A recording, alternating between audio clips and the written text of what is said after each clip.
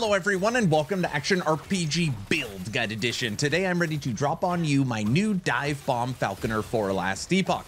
It's an absolute monster, already over 550 corruption. As always, I will show you every single facet of the build. Everything is timestamped in the description below if you need to bounce around. Let's not waste any time and jump right into this. All right, starting off with some gameplay. Now what you're looking at right now is 550 corruption. And the skills we are using, of course, Dive Bomb, Falconry, Shift, Smoke Bomb, and Explosive Trap.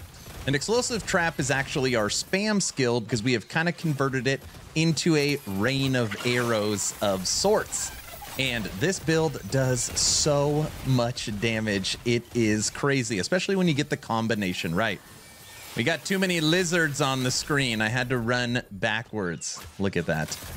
So the way it works as far as the combo goes, you want to use Smoke Bomb first. Smoke Bomb is going to generate a ton of shadows. Then you want to mark them with Falconry. And once the Smoke Bomb's up and you've got your shadows and they are marked, you hit them with Dive Bomb. And Dive Bomb is going to use your shadows and just keep hitting over and over again. And it's kind of hard to demonstrate that in an Echo, because obviously everything is just dying extremely quickly. So what we're going to do is let's finish off this Echo, show you a little more gameplay. Then what we're going to do is I'm going to show you a 550 Shade of Orbis. Then I'll show you the fire bosses and the 500 corruption tier 10 Harbinger fight, which we should be able to take down. Normally in that fight, you have to worry about getting one shot, but I think we're going to be okay. So as you can see, you run around, spam your explosive shot, which helps reset your Dive Bomb and your Falconry, and you just spam your skills. For the most part, mana is not a big problem. You can kind of just use everything as you see fit. And we got to get this last lizard over here. All right, Shade of Orbis time. All right, 550 corruption Shade of Orbis. And when you're up at this level, again, you got to be careful. You don't want to get one shot. But ultimately, Smoke Bomb, mark them, and then drop the bird. Oh, this Shade of Orbis is done. Final ward phase. This is the most annoying shade too. And dead. All right, 550 corruption. You could watch me nuke the fire bosses, and then we will go straight into the Harbinger. Oh, the two at the bottom just got eaten alive. We didn't even attack the top one once. So again, when you're talking single target, I mean, they just get chewed, especially when you could stand there and just bomb, mark them, and dive. Okay, dead. Here we go. 550 corruption T10 Harbinger.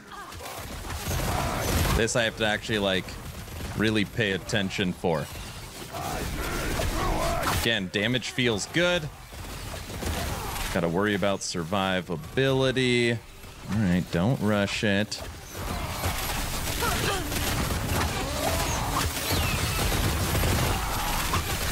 Right, nice. Mark them. Falconry. Dive. Smoke Bomb. Falconry. Dive. All right, final. Oh, wait, one more ward phase. Dude, there's so much to dodge in this fight. Final ward phase. Dude, we got this. We got this. Don't get squirrely.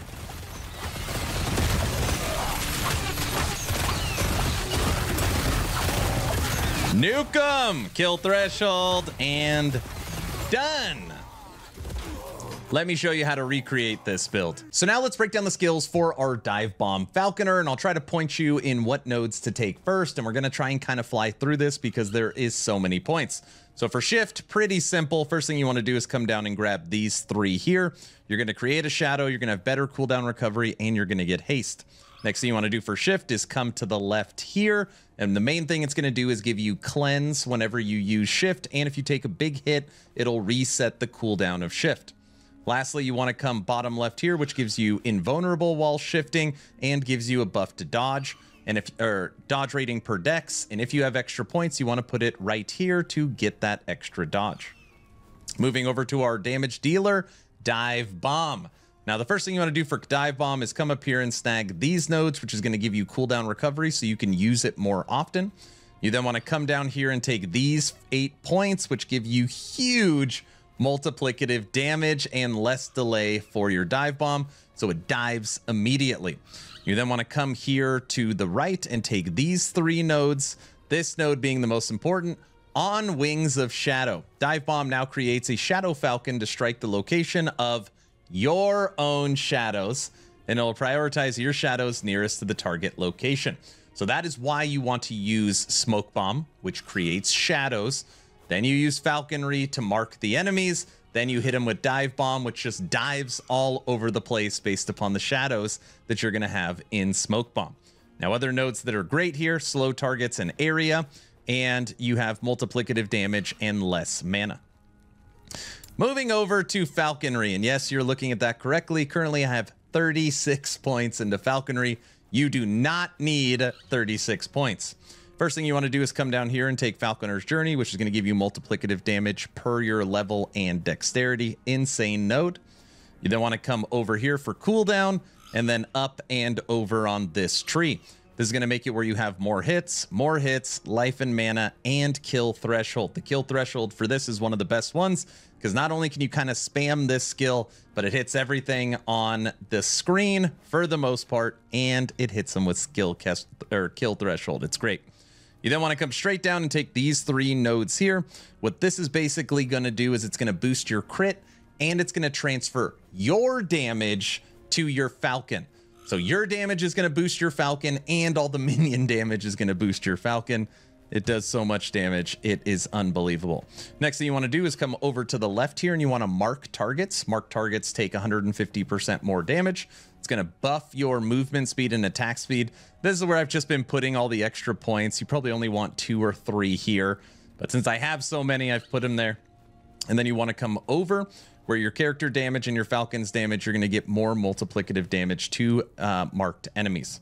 You then want to come over here, multiplicative damage, global, and you're going to get more multiplicative damage, again, because I have so many points. The final 3 I dropped over here, which is slow stacks and frailty stacks. It's insane how much this skill does. Moving over to explosive trap. Now, the first thing you want to do is you want to come around this way and give it less mana, and then turn it into a bow attack so you could actually spam this skill. You then want to come up and boost all the damage of your actual traps. And you then want to come over and get Sky Signal and Free Lofting Bird, which means you can use your Falconer more often. It basically helps reset it when you spam explosive trap. Lastly, you want to come down here, turn it into a cold skill, and get some chill chance. That is explosive trap, and it actually does okay damage. Last but not least, Smoke Bomb, which is a very, very important skill. Smoke Bomb, first thing you want to do is you want to take more duration so it stays up, and then you want your shadows. Again, Dive Bomb needs those shadows. So it'll have a shadow on shift, and it'll have shadows on our Smoke Bomb. You then want to come over, get a larger area. You want it to cleanse, and then the final 2 points, you're going to take Glancing Blow for Dust Shroud and Slow Stacks.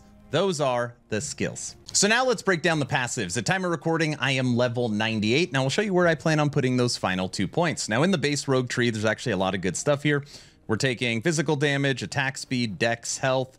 We're taking dodge with damage reduction when moving. We're going to be moving all the time, and haste and increased damage with movement speed. Moving over to the Falconer tree, we are taking health, dodge rating, maximum endurance, or maximum health gained as endurance threshold. Love this node. Boost to our mana regen on dodge. We're taking increased crit chance for our Falcon, chance for Crimson Shroud, boost to throwing and melee for our Falcon, and then 1 point right here into Ranger's Mark, which is a chance to buff your Falcon 20%. We're then going to jump basically the entire middle. You want chance for Silver Shroud, instant cast on Falcon abilities, absolute must. This node is so important. We then come down, boost our armor, dodge rating, and dex. We are going to get health gained on Falcon hit per dex. This is a way that the Falcon will leech back to us. We're also going to get armor per dex and increased armor on Falcon strikes. So It just continues. The Falcon just buffs us in so many ways. We're going to boost the critical strike multiplier for ourselves and our minions. We are taking crit avoidance and health, and we're getting minion critical strike multiplier per our crit avoidance. And the final 6 points right here: damage taken while moving, movement speed, dodge rating, and double the effects on a recent Falcon hit, which the Falcon's going to be hitting all the time. Literally, the Falconer passive tree is probably one of the best passive trees in the entire game. Under Blade Dancer, we have 8 into Cloak of Shadows for glancing blow and dex. Under Marksman, we have 8 into Focus Fire, which is haste after evade, dex, and dodge rating debuff. Now, my final 2 points. One of them is going to go right here into dodge and parry, which is base dodge and more glancing blow. And the final point's going to be back in the Falconer tree right here for added crit avoidance, which is also going to boost our minion critical strike multiplier. That is the passive tree. Moving over to last Epoch tools, we're going to break down the blessings, idols, and gear, starting with blessings. Now on here, we are mainly spec'd into defensive. We have void resistance, physical resistance, endurance, and critical strike avoidance. You could also take lightning resistance if you want it, but on this build, I like having a bigger mana pool, so I took Grand Light of the Moon from Lagon, just so we don't have to worry about mana as much. Moving over to idols, you want to try and find as much life as you can. On here, we have 4 double life idols. We also have increased health on all 4 and increased damage while wielding a bow, which will give you up to 120% additive damage. Okay, moving over to gear, there's only one item I feel is required for this build, and that is Talons of Valor. This is a great bow for Falcon and Dive Bomb because you can get +4 to their skills on both. Just an amazing stat stick, and you need a bow for the build anyways. If you're in Merchant's Guild, you can literally get this 3 LP for under 1,000,000 gold. Unbelievable item, and it unlocks at level 30. So Talons of Valor for this build. Now, other uniques I am using, we're using Death Rattle. Death Rattle makes it where your minions take increased damage, which who cares, because your Falcon cannot die. And in here, you can get up to a 65% minion critical strike multiplier, which is great for your overall damage on Dive Bomb and on Falconry. We are also using double Phantom Grips, not required by any means, but this can give you +2 to your minion skills. Again, Falconry and Dive Bomb. And on here, it's going to boost your minion critical strike chance by up to 4%. So if you could find some with LP, they are an awesome grab. Other items: Helmet, level to Falconry, increased damage with Dive Bomb, increased area with Dive Bomb, double health. Armor, Dex, level to Dive Bomb, double health. Belt, minion damage, mana regen, double health. Boots, Dex movement, double health. Gloves, endurance, minion, Dex, double health. And Relic, Dex, minion damage, resistances. And our quiver, resistances, dex, minion, and more resistances. Now, if you were actually able to build it out like this, check this out. Maxed resistances, 4,300 life, 65% endurance, 1,500 endurance threshold, 100% critical strike avoidance on crits, and 31% native glancing blow. And as we know, this will buff to almost 60-70 when you have everything spec'd.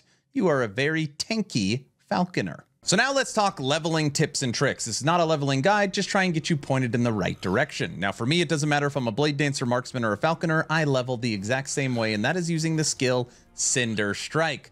Now the reason why I like Cinder Strike so much is because there are so many low-level uniques that buff fire. I feel like there's more fire uniques than anything else for leveling and blasting through the campaign. And you have the option of either going dual wielding, so if you want to play melee, or you can use a bow. Whichever one you prefer, you can use it with Cinder Strikes. And normally what I do is I just take the multiplicative damage and base fire, and then I take the more multiplicative damage and area. Then you can come over here and you could take Fire Shred. Like literally these 3 nodes are all you need in your Cinder Strike to just blast through the campaign. Of course, I also take Shift as well. And for Shift, I come down and take these 2 nodes. That way you can get haste while you are going through the campaign, and use shift more often. Again, it just helps you fly through the campaign. And then the final skill I use is Smoke Bomb. And for Smoke Bomb, you want to take boosted duration. And if you end up using a bow for the campaign, you can boost your crit chance. If you end up using melee, you could just take Glancing Blow if you want with Dust Shroud frequency to help keep you alive. Cinder Strike, Shift, and Smoke Bomb. All right, everyone, that's the build guide. What do you think of my new Dive Bomb Falconer? Is there anything I missed? Is there anything I could do to take this to the next level? Let me know your thoughts in the comment section below. Best way to support is Patreon, and don't forget to join the official Action RPG Discord. We do a game giveaway every 2 weeks for just being a member of the community. We do movie nights, we do game nights, we have a new treasure hunt race coming up for Last Epoch Season 2, and we're kind of the unofficial voice chat for LE, so make sure you check out my Discord. I'm done. Hopefully you're entertained or at least learned something. Aaron, out.